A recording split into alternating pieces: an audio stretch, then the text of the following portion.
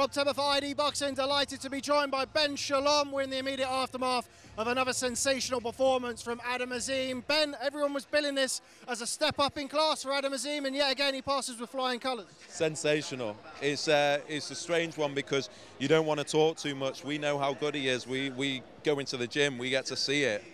And so it's good for people to start being able to comprehend how good this guy is. I think a lot of people saw this as a test. We knew it was going to be tough for Rylan, even though he's not been stopped before, to go a couple of rounds. He's a freak. I believe he's the future of British boxing. We've got the right team set up. We've got the right broadcaster, the right promoter. We've got Shane McGuigan and that camp that know how to guide fighters perfectly, and I think he's in good hands. But yeah, wow, special guy, special person, special talent, incredible. Rylan Charlton, I mean, credit to him, he picked himself off the deck a couple of times. Do you think that there may have been an argument for calling it a bit earlier than it ended up being? Yeah, I do think maybe it should have just been ended in the first round. I think it was clear it was only going one way, but Rylan's so tough.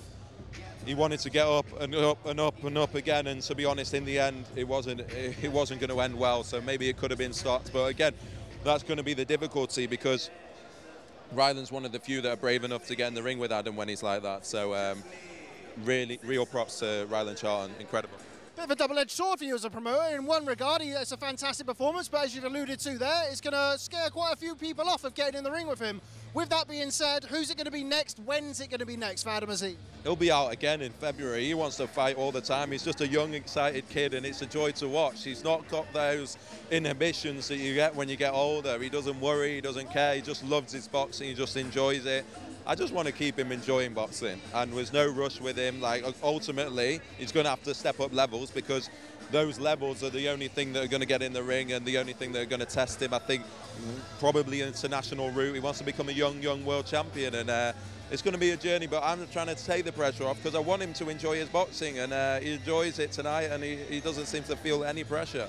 Certainly enjoyed his boxing. I have a penny for the thoughts of a certain other person ringside, Dalton Smith, and see how he felt that Adam Azim got on. Great to have him here in a role as an analyst, and I'm sure he had more than one eye on Adam Azim in the ring. It's just good to see future stars, isn't it, coming through. I think forever, here he is. Here he is. We're joined by the British champion, Dalton Smith, tucking into a little bit of a treat there outside of camp. I mean, who am I to talk about that? Dalton, what did you make of Adam Azim's performance tonight?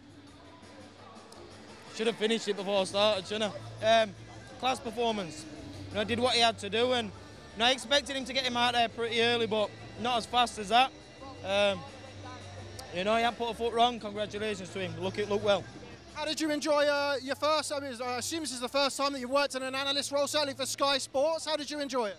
Say that again. How did you enjoy the role as an analyst tonight? I don't know. I'll have to see what the reaction is online. I think I've done all right, but yeah, it's good to come to a show and, you know, relax a little bit. Not get into a fight zone. Now, the obvious question here is where you're going to hang your hat in the future. Let's just pretend Ben's not here for a minute. What can you tell us about your future, and when can we expect to see you back in the ring? You know, I've just done an interview. I'd been asked the same question. You know, there's been no negotiations up to now. And no negotiations up to now. You know, I've had a couple of weeks off, chill out. You know, Sky asked me to come down and do the punditry, and you know, as a fighter, stuff like this is good to do, to build a profile and learn on the job. So, but you know, we'll sit down. But until I step in a ring again, I'm still a matchroom fighter, and until I step into the ring again. But you know, there've been no negotiations.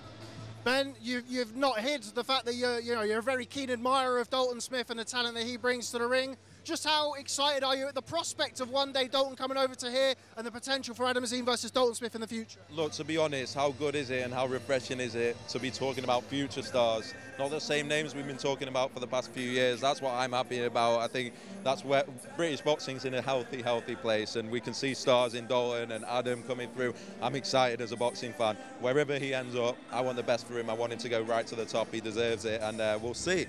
But obviously we're interested. Everyone's interested in Dalton Smith. But I think the overriding thing is beautiful to see so many stars coming through.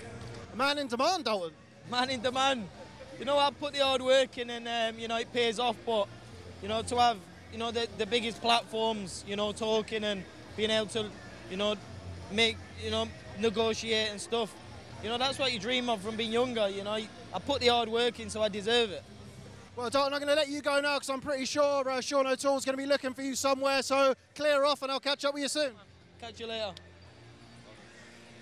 Almost left him hanging there, the British champ, don't want to be doing that. Yeah, Ben, now Dalton's gone, we can talk about the rest of the card, namely the Cruiserweight title. The British Cruiserweight title, of course, claimed by Lawal. Really good performance from him in a really good fight.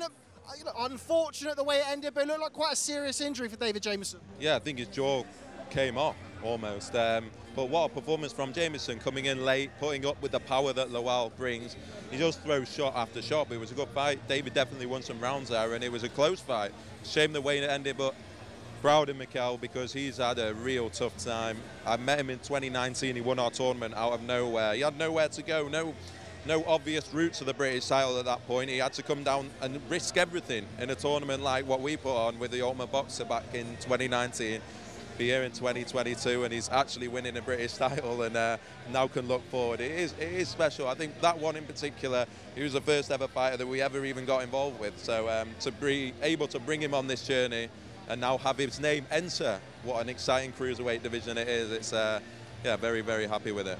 Speaking of exciting cruiserweights, saw a certain Usyk Chamberlain ringside. He's got more than one eye on the winner of that fight, which is, of course, Mikel Lawal. What can you tell us about the potential for that fight happening next year? I like the fight, and Usyk put on such a good display down in Bournemouth against Dalton Smith. I said, we'll get you another opportunity because you took that on late notice without having...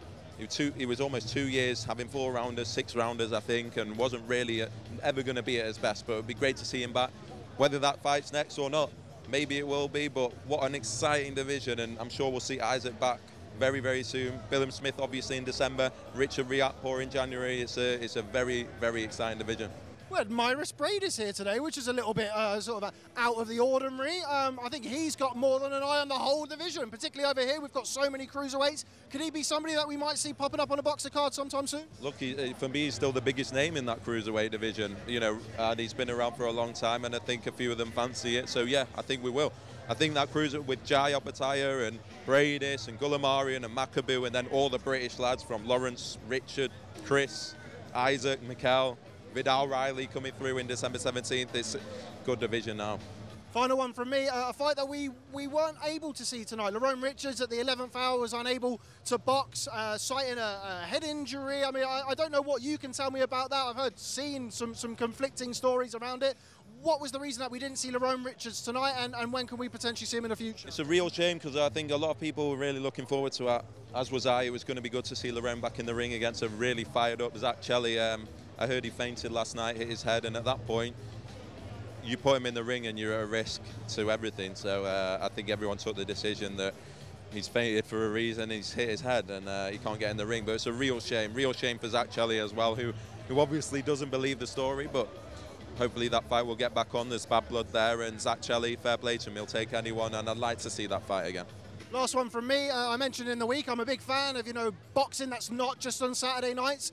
Saw a lot of kids and a lot of young people here today. It was quite a different crowd for a Sunday afternoon. How did your Sunday experiment go down, Ben? Really well, really proud of the team. Trying to tell people that boxing is for everyone. It's sometimes a difficult sell. You go to certain shows, it can be intimidating, it can be this, it can be that.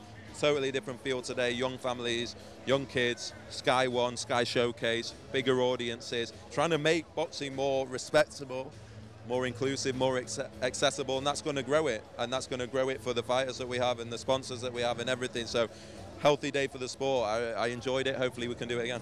Okay, Ben Shalom, always a pleasure. Thanks very much for speaking to ID Boxing. Catch up with you soon. Cheers, mate. Thank you.